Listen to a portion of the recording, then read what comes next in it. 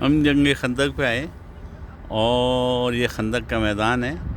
اوپر جو تھی مسجد فتح رسول پاک صلی اللہ علیہ وسلم کی بنائی، ان کا مورچہ تھا، وہ اس کی جگہ پہ وہ مسجد بنائی ہے، مسجد فتح نام ہے.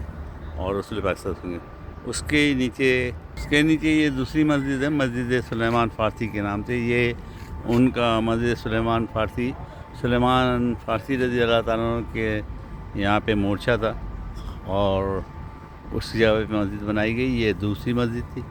مسجد کے فتح سے آپ یہ سیڑھیاں ہیں ان کی، مسجد فتح کی، رسول پاک صلی اللہ علیہ وسلم کے مورچے پہ جانے کی، فتح کی مسجد کے.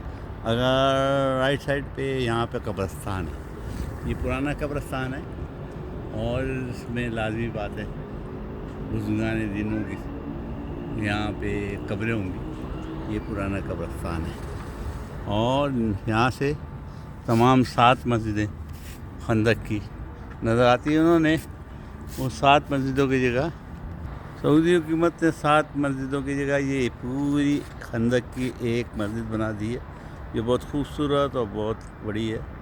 اس میں اب لوگ آتے ہیں، نمازیں پڑھتے ہیں، عبادت کرتے ہیں. میں باقی چھوٹی مسجدیں جو باقی ہیں وہ دکھاتا ہوں. یہ جو باؤنڈری کی ہوئی، غالباً یہ مسجدوں کو ڈیولپ کر رہے ہیں یا کیا کر رہے ہیں مجھے نہیں پتہ، لیکن یہ جو باؤنڈری بنی ہوئی ہے اس میں 2 مسجدیں تھیں. ایک ابو بکر صدیق ان کا خیمہ تھا اور یا ان کا مورچہ تھا، اور ایک عمر رضی اللہ تعالیٰ عنہ کو.